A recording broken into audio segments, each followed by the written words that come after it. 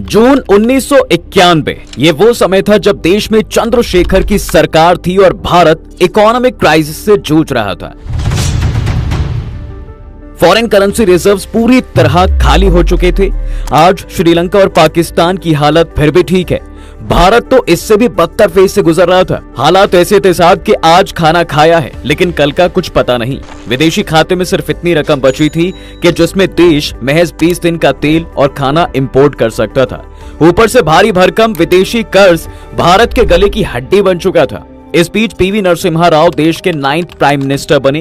Captain भले ही बदल चुका था लेकिन शिप अभी भी समुद्र के बीचों बीच फंसी थी, यानी देश के हालात ज्यों के त्यों ही थे। बात यहां तक पहुंच चुकी थी कि फॉरेन कंट्रीज ने डेडलाइन जारी कर दी, अगर टाइम पर लोन नहीं चुकाया तो देश को डिफॉल्टर डिक्लेयर कर दिया जाएगा। ऐसी सिचुएशन में किसी को कुछ समझ नहीं आ रहा था कि क्या किया जाए। तभी एक ऐसे शख्स की एंट्री हुई जिसने देश की दशा और दिशा दोनों बदल कर रख दी। जो इकोनॉमी पैसेंजर ट्रेन की तरह रुक रुक कर चल रही थी, अब वो सुपर फास्ट वंदे भारत की तरह दौड़ने लगी थी। लेकिन ये शख्स था कौन जिसने डूबते हुए इस जहाज को बचा लिया? और उन्होंने ऐसा क्या किया था कि आज भरी संसद में दुश्मन भी उनका नाम सम्मान से लेता है?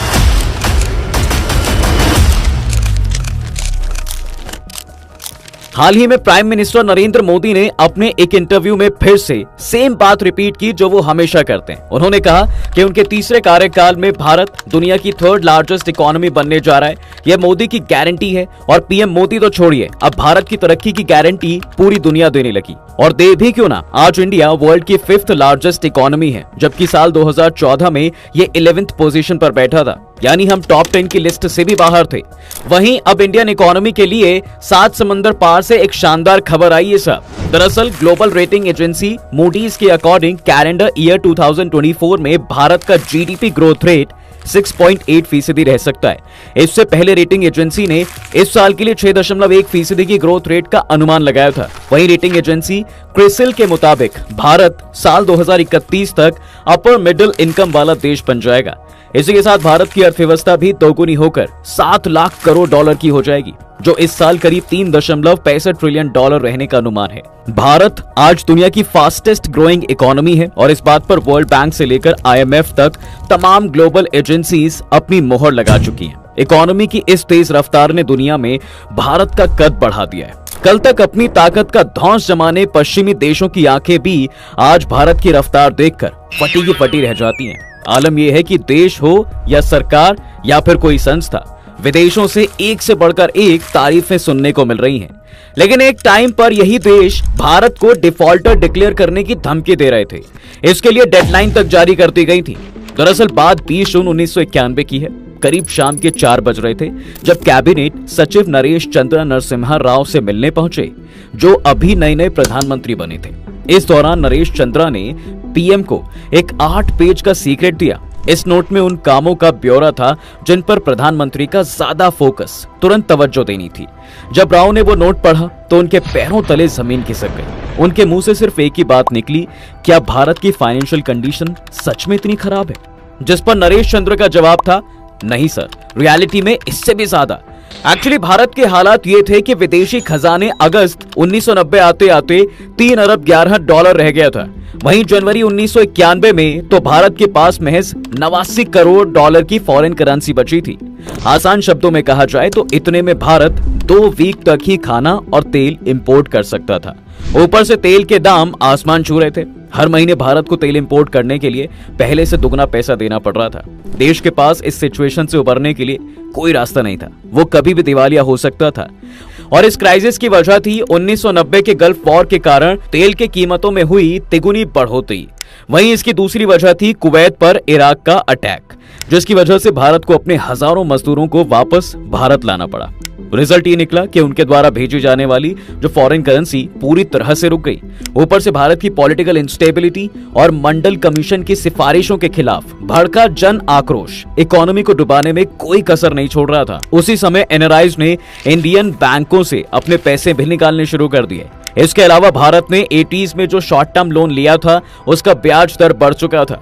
अगस्त 1991 तक मनी इन्फ्लेशन भी बढ़कर 16.7% हो गई थी। इस सिचुएशन से बाहर निकलने के लिए भारत को एक ऐसे फाइनेंशियल मिनिस्टर की जरूरत थी जो प्रोफेशनल इकोनॉमिस्ट हो, चूंकि प्रधानमंत्री की दौड़ में प्रणब मुखर्जी ने नरसिम्हा राव का साथ दिया था, तो वो उम्मीद भी कर रहे थे कि उन्हें एक बार फिर फाइनेंशियल मिनिस्टर बनाया जाएगा। लेकिन नरसिम्हा राव के इरादे दूसरे थे। उन्होंने इंदिरा गांधी के सेक्रेटरी जनरल रह चुके पीसी अलेक्जेंडर को इशारा किया कि वो अपने कैबिनेट में एक प्रोफेशनल इकोनॉमिस्ट चाहते हैं जो उन्हें as a financial minister join करे। अलेक्जेंडर ने पीएम को 2 नाम दिए।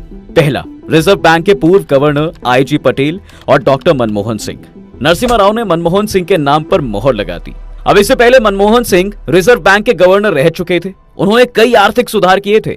उस समय इकोनॉमी की हालत खराब थी, इसलिए नरसिम्हा राव ने मनमोहन सिंह को बड़े बदलाव करने की छूट दी।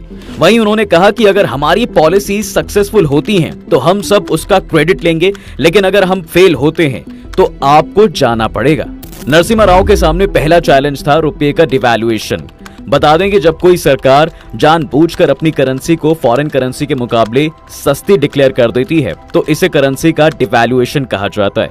किसी करेंसी का डिवैल्यूएशन करने से एक्सपोर्ट सस्ता हो जाता है, जिससे ट्रेड बढ़ता है। 1966 में इंदिरा गांधी ने रुपये का डिवैल्यूएशन किया था और नरसिम्हा राव उन लोगों में से थे जिनका मानना था कि भाई रुपये का डिवैल्यूएशन भारत के लिए मुसीबतों का पहाड़ लेकर आया था। बावजूद इसके 25 साल बाद उन्हें भी इसी तरह का फैसला लेना पड़ेगा जिसकी उन्होंने कल्पना भी नहीं की थी। दरअसल मनमोहन सिंह ने नरसिम्हा राव को एक सीक्रेट नोट भेजा था जिसमें रुपये के डिवैल्यूएशन की सलाह दी गई थी।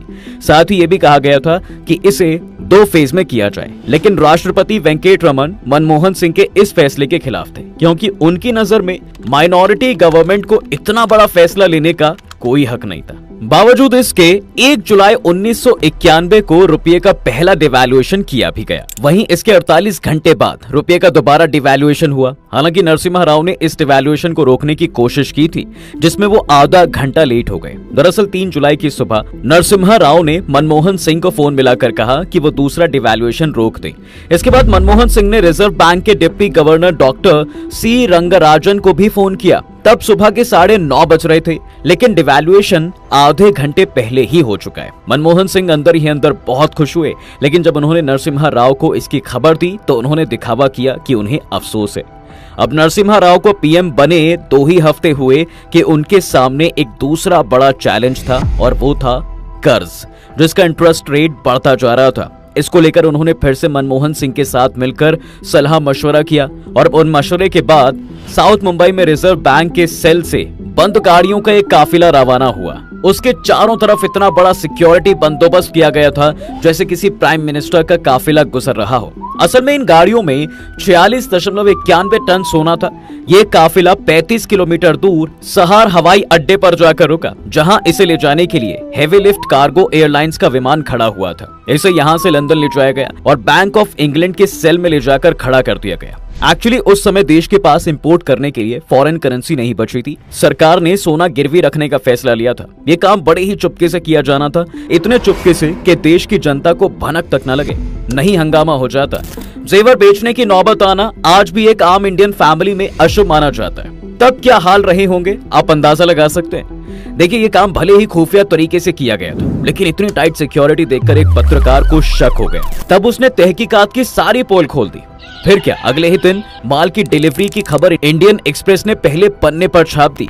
ये खबर पब्लिक में आते ही हंगामा हो गया, जिसके बाद मनमोहन सिंह को संसद में सफाई देनी पड़ी कि ये दुखदाई है, लेकिन ऐसा करना जरूरी हो गया था, क्योंकि सोने के बदले इंग्लैंड ने नरसिम्हा राव सरकार को कर्ज दिया था। कर्ज में मिले इन्हीं डॉलर्स की वजह से फॉरेन कंट्रीज ने अपने डेडलाइन वापस ले ली, यानी भारत को कुछ दिन की मोहलत मिल गई अपना लोन चुकाने के लिए। अब इन सबके बीच 24 जुलाई 1991 को मनमोहन सिंह ने अपना पहला बजट पेश किया।